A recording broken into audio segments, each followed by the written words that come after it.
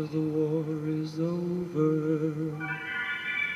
and we're both a little older, the unknown soldier. Breakfast where the news is read, television, children fear, unborn living, living dead. Bullet strikes the helmet's head, and it's all over for the unknown soldier. It's all over for the unknown soldier.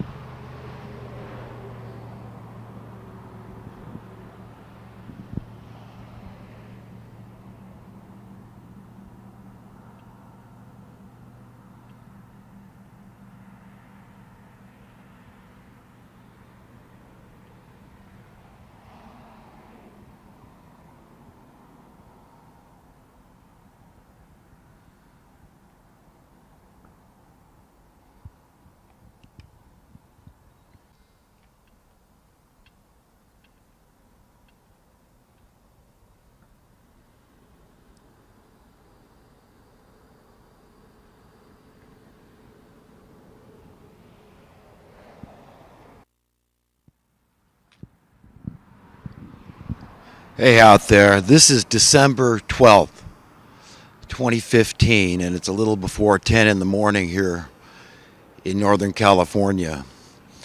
And today I wanted to get into a few things. Free speech has been pretty prominent in the news, mainstream and alternative media lately. So I wanted to get into differentiating different kinds of speech and kind of sort out what is radical speech, maybe fairly termed radical speech, which is essentially what I believe that I do in my little video blog here, is radical speech, because it goes against the establishment, it goes against the status quo. And the reason I feel so secure in doing that is number one, it's a right, as not only as an American but as a human being, to free speech. I believe that very strongly, that, and if you don't use it, you lose it. So you've got to take advantage of it, appreciate it, and go out and use it. So it's very important that we have, free speech, and say, get what we need to off our chest. And now I want to differentiate radical speech from incendiary speech. And incendiary speech would be speech that threatens somebody in any way, their physical well-being. I mean, if you want to put a voodoo curse on them, I mean, there's no laws against that as far as I know. So you'd be free to do so. Put the kibosh on them or whatever. But, you can't threaten somebody's physical welfare, because that's a real, present, tangible threat, a danger. It's incendiary. It's telling somebody, look, you better arm yourself, because I'm coming after you and I intend to do you bodily harm. And so this is not okay in any way. And this is why it should not be allowed, although I understand in some cases, selectively, it's being tolerated. And whether or not there's a reason law enforcement may allow certain speech to go unfettered when it's clearly incendiary is anyone's guess. Because there's so much phony baloney, as we all know now, in the system. There's so much corruption.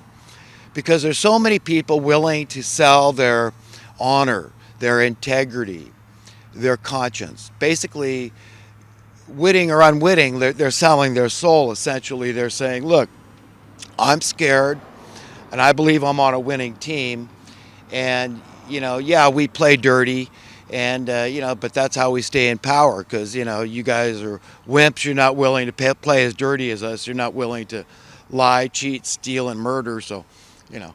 So anyhow, I don't know how speech could get any more radical than the speech that I put forth. And if I heard somebody else saying exactly the kind of things I need to say because I don't hear anybody else saying those things, I'd shut up. I'd quit my video blog tomorrow. But until that day comes, I feel, and I've got something to say, I'm going to come out and say it. But I'm going to do it in a way that doesn't threaten anybody. You see, it's not just me, but guys like me, people like me, whether you relate to a conservative point of view or a liberal point of view or any point in between point of view. I am not a threat to anybody. Guys like me are not. People like me are not a threat to anybody, anybody's beliefs. You can have all the beliefs you want. I don't want to take anything from anybody, and neither do people that think the way I do. In fact, I just want to add, I'm an egalitarian, and I believe in equality. And do I believe in poverty or prosperity? Clearly, I believe in prosperity. And I would like prosperity, but I would like to be able to enjoy prosperity. And I know what's hampering my enjoyment of prosperity. It's very clear to me that what bugs me is other people doing without. This artificial austerity, artificial scarcity, this imposed impoverishment of the masses. And now that people are figuring out basic rudimentary facts about economics, so supply and demand economics, free market, they understand, the logic, the whys and wherefores, why your currency, if it's sound, is supposed to go up in value, in worth, in buying power, and how to attain sound currency. What that means just means accountability daily.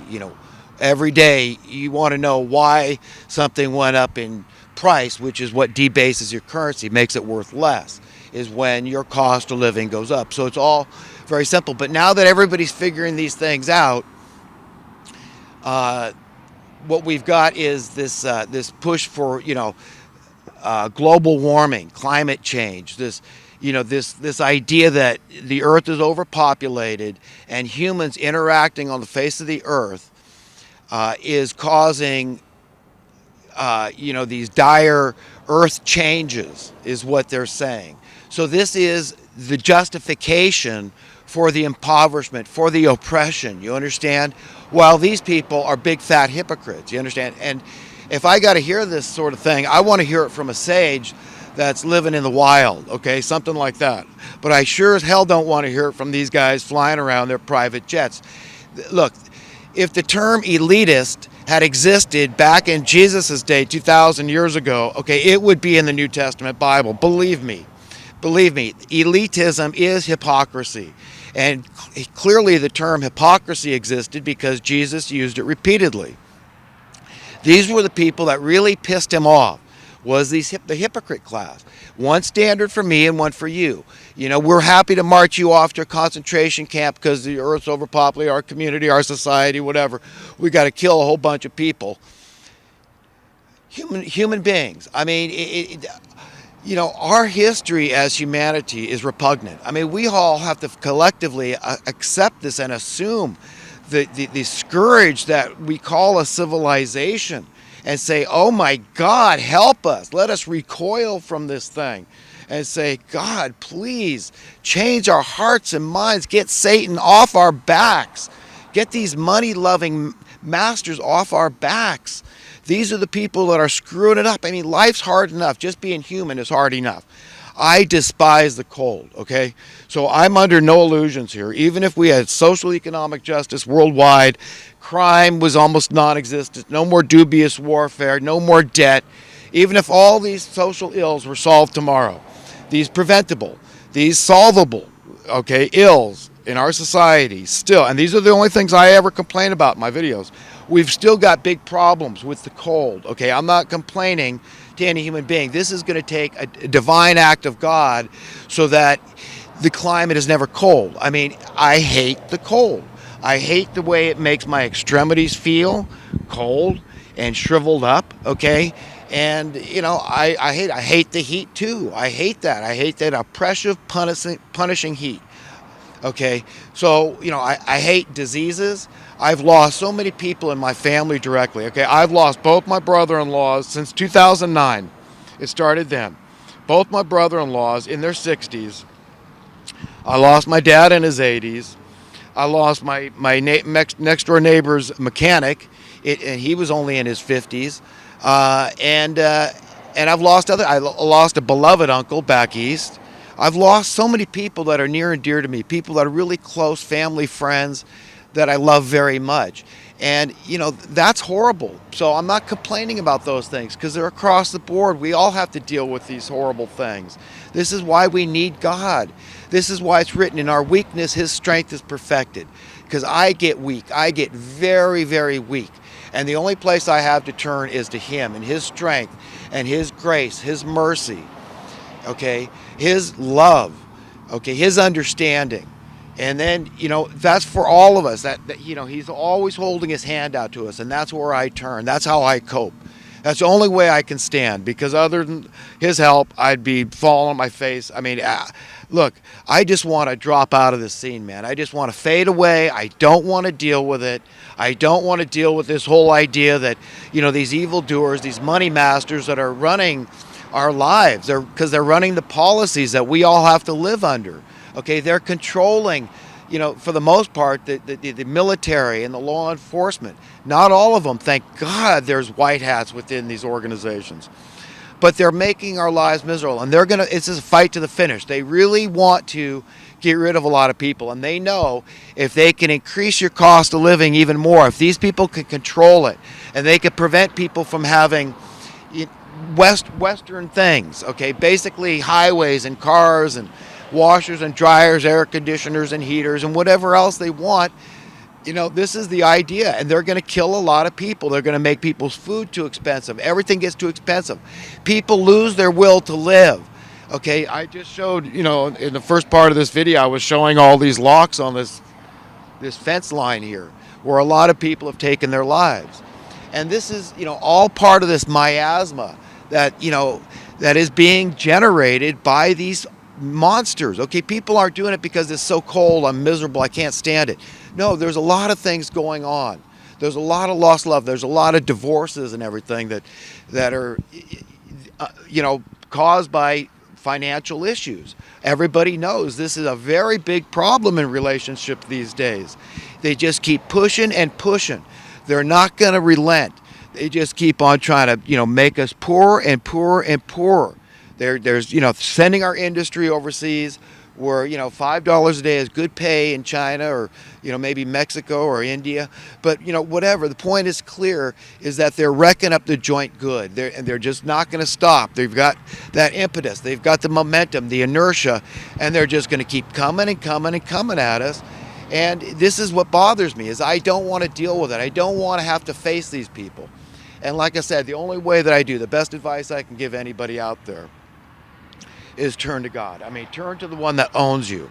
Basically, that's all I'm saying. Okay, to me, it's logical. It's all scientific, because nobody in their right mind can deny that it's there's a lot of mystery about the brain.